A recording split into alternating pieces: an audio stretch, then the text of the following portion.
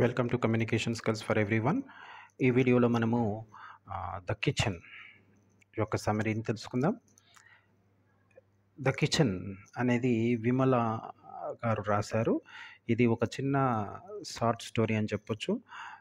కిచెన్లో ముఖ్యంగా gender roles, అలాగే societal expectations, emotional struggles of విమెన్ని గురించి, సంప్రదాయ కుటుంబంలో జరిగే మహిళల యొక్క భావోద్వేగ పోరాటాల గురించి ఈ స్టోరీ అనేది ఉంటుంది. ఈ కథనంలో గృహ రంగంలో ముఖ్యంగా వంటగదిలో పరిమితం చేయబడిన పేరు లేని అన్నేమ్డ్ ఫిమేల్ ప్రొటగనిస్ట్, అంటే పేరు లేని మహిళా కథ నాయిక జీవితంలోకి ప్రవేశిస్తుంది.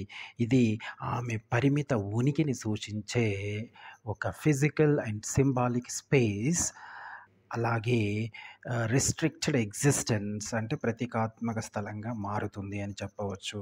ఇక ముఖ్యంగా ఈ స్టోరీ చూసినప్పుడు, సమరీని చూసినప్పుడు, ఈ స్టోరీ వంట చేయడం మరియు ఇంటి బాధ్యతలను చూసుకోవడం ద్వారా ఎక్కువ సమయం వంటగదిలో గడిపే స్త్రీని గురించి చెప్తుంది. అంటే స్త్రీకి ఉన్న రెస్పాన్సిబిలిటీస్ని గురించి ఈ స్టోరీలో చెప్పడం జరిగింది. ఇక స్త్రీ అనేది ప్రాథమిక విధి తన కుటుంబానికి సేవ చేయడమే అని నిర్దేశించిన సామాజిక నిబంధనలు ఆమె కట్టుబడి ఉంటుంది. అలాగే వంటగది భోజనం తయారీకి మాత్రమే స్థలంగా కాకుండా ఆమె యొక్క అణిచివేత, ఒంటరితనం మరియు నిశ్శబ్ద బాధలకు రూపకంగా కూడా మారుతుంది వంటగది. కథ నడుస్తున్న కొద్దీ అప్పుడు మనకి కథానాయిక అంటే ప్రొటగనిస్ట్ ఆమె జీవితాన్ని మనకి ప్రతిబింబిస్తుంది. ఆమె దినచర్య ఏ విధంగా రొటీన్గా ఉంటుంది, అదేవిధంగా ఆమె కుటుంబ సభ్యుల నుండి ప్రశంస లేకపోవడాన్ని కూడా గుర్తు చేసుకుంటుంది.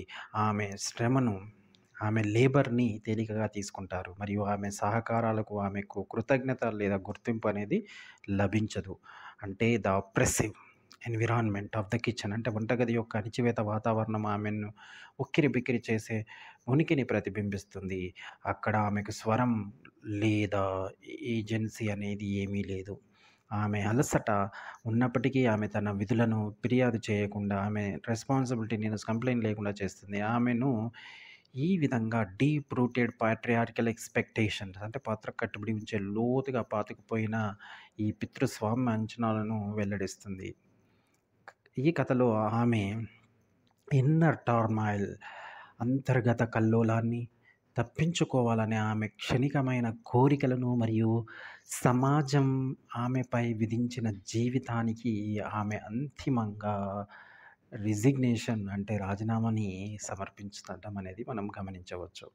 ఇక ఇందులో ఉన్న ముఖ్య థీమ్స్ని చూసినప్పుడు జెండర్ రోల్స్ అండ్ ప్యాట్రియార్కీ అంటే లింగ పాత్రలు మరియు పితృస్వామ్యం, వంటగది స్త్రీలను గృహ స్థలాలకు పరిమితం చేసే కఠినమైన జెండర్ రోల్స్ని ప్రతిబింబిస్తుంది. అలాగే వారి సామర్థ్యాన్ని పరిమితం చేసే సామాజిక నిబంధనలను ప్రతిబింబిస్తుంది.